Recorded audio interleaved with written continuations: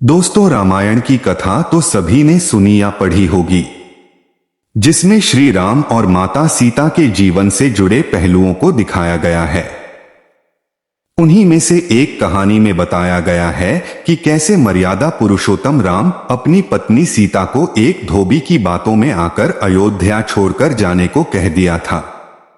लेकिन क्या आपको पता है कि वो धोबी के रूप में जन्मा एक पक्षी था, जिसके श्राप की वजह से ही माता सीता को वन में भटकना पड़ा था। जी हां, आपने सही सुना, माता सीता को श्राप मिला था। आज हम आपको बताएंगे कि देवी सीता को किस पाप की सजा मिली जो उन्हें वन वन भटकना पड़ा। क्या आपको मालूम है कि लक्ष्मी रूप माता सीता ने भी अपने जीवन काल में एक ऐसा घोर पाप किया था जिसकी सजा उन्हें उनके इस जीवन में मिली। यह जानने के बाद भी कि वह जो कर रही है वह सही नहीं है, फिर भी सीता माता ने एक पाप किया था जिसने उनको उनके पति से ही अलग कर दिया। क्या था वह पाप और किस श्राप के कारण सीता माता को पति वियोग से गुजरना पड़ा? एक कथा के अनुसार जब माता सीता अविवाहित थी, एक दिन सीता अपनी सहेलियों के साथ बगीचे में घूम रही थी। वहां उन्हें एक तोते का जोड़ा दिखाई दिया जो बहुत ही खूबसूरत था। उनकी नजर तोते के जोड़े पर पड़ी। यह जोड़ा आपस में कुछ बातें कर रहा था। तोते के जोड़े को आपस में बातें करते थे। माता सीता के अंदर जिज्ञासा उत्पन्न हुई कि यह दोनों क्या बातें कर रहे होंगे। इसके बाद माता सीता तोते के उस जोड़ के पास गई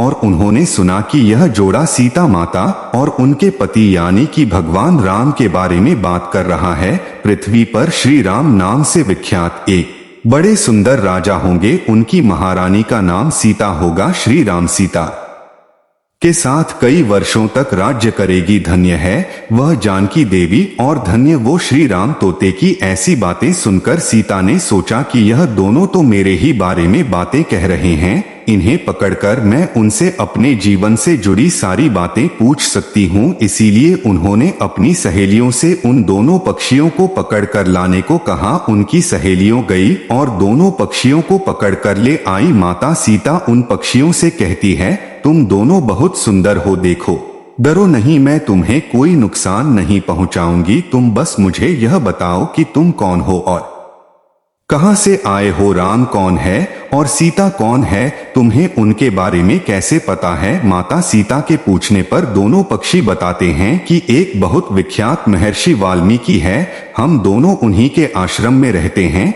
महर्षि ने रामायण नाम का एक ग्रंथ लिखा है जिसका पाठ उन्होंने अपने शिष्यों को भी कराया है। उन पक्षियों ने सीता को यह भी बताया कि इस ग्रंथ में महर्षि वाल्मीकि ने बताया है कि महर्षि संत के द्वारा किए गए पुत्रेष्ठ यज्ञ से प्रसन्न होकर भगवान विष्णु, राम, लक्ष्मण, भारत और शत्रुघ्न यह चार मानव शरीर धारण कर पृथ्वी पर जन्म लेंगे। बड़े होने पर श्री राम महर्षि विश्वामित्र और अपने छोटे भाई लक्ष्मण के साथ हाथ में धनुष प्रिया मिथिला आएंगे और शिव जी के धनुष को तोड़कर सीता से विवाह करेंगे। फिर उसे पक्षी के जोड़े ने कहा है, सुंदरी, हमने तुम्हें सब कुछ बता दिया है, अब हमें छोड़ दो, हम जानना चाहते हैं। पक्षियों की बातें सुनकर माता सीता के मन में और भी जानने की इच्छा हुई। उन्होंने उन दोनों से पूछा कि राम कहाँ होंगे, वह किसके पुत्र है, कैसे वह मिथिला आकर जानकी से विवाह करेंगे। नर तोता बोला कि श्री रामचंद्र का मुख कमल के समान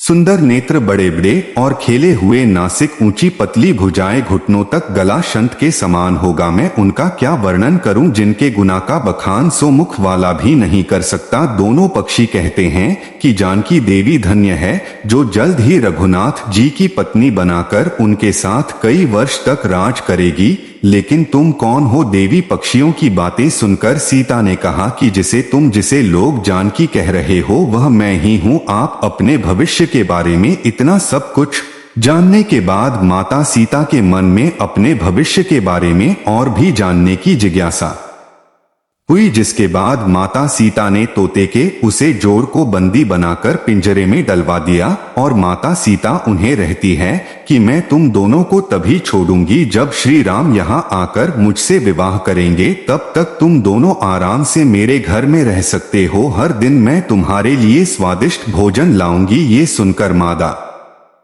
तोता जानकी से कहती हैं कि वन के पक्षी है, हमें घर में सुख नहीं मिलेगा, मैं गर्भवती हूँ, मुझे जाने दो, मैं अपने स्थान पर जाकर बच्चे पैदा करूंगी, आप चाहे तो उसके बाद फिर यह आ जाऊंगी। उसके कहने पर भी सीता जी ने उसे नहीं छोड़ा। तब उसके पति यानी नर तोते ने कहा, सीता मेरी पत्नी को छोड़ दो, वह गर्भवती है, जब यह बच्चों को जन्म दे देगी तब उसे लेकर मैं फिर तुम्हारे पास आ जाऊंगा। तब माता सीता ने कहा, तुम आराम से जा सकते हो, लेकिन यह मुझे बहुत पसंद है, तुम घबराओ नहीं, मैं इसकी अच्छे से देखभाल करूंगी। जब सीता ने उसे मादा तोते को छोड़ने से मना कर दिया तब वह पक्षी दुखी हो गया। पक्षी दोबारा सीता जी से निवेदन करता है कि मैं अपनी पत्नी के बिना जिंदा नहीं रह सकता, इसलिए इसे छोड़ दो। माता सीता तुम बहुत अच्छी हो, मेरी प्रार्थना मान लो। इस तरह उसने बहुत समझाया, लेकिन सीता ने उसकी पत्नी को नहीं छोड़ा। तब मादा पक्षी में क्रोध में सीता को श्राप दिया कि जिस प्रकार तू मुझे इस समय अपने पति से अलग कर रही है, वैसे ही तुझे भी स्वयं गर्भवती की अवस्था में श्री राम से अलग होना पड़ेगा। कुछ दिन बाद पति से बिछड़ने के दुख में मादा पक्षी के प्राण निकल गए। पत्नी की मौत हो जाने पर नर पक्षी दुखी हो गया। फिर वह सीता जी से बोला कि मैं मनुष्य से भारी श्री राम की नगरी अयोध्या में जन्म लूंगा, मेरे ही कारण तुम्हें पति के वियोग का दुख उठाना पड़ेगा। यह कहकर वह वहां से उड़ जाता है। कुछ साल बाद उसका जन्म अयोध्या में धोबी के घर हुआ। उसे धोबी के कारण ही सीता जी का अपमान हुआ, उन्हें अपने पति श्री राम से अलग होना पड़ा। उसे तोता का श्राप ही सीता जी के पति श्री राम से बिछड़ने का कारण बना। इसीलिए जब माता सीता गर्भवती थी तो उन्हें भी पति से दूर वन में रहना पड़ता है। आपने अक्सर लोगों को कहते सुना होगा कि हमें हमारे कर्मों का फल हमें यही मिलता है। इस कहानी से यह बात सीधा भी हो जाती है कि कर्म के पास से कोई भी नहीं बच सकता, फिर चाहे वह भगवान राम हो या सीता, सभी को अपने कर्मों को पाल भोगना पड़ता है। दोस्तों, आज के लिए इतना ही, मिलते हैं अगले वीडियो में। धन्यवाद।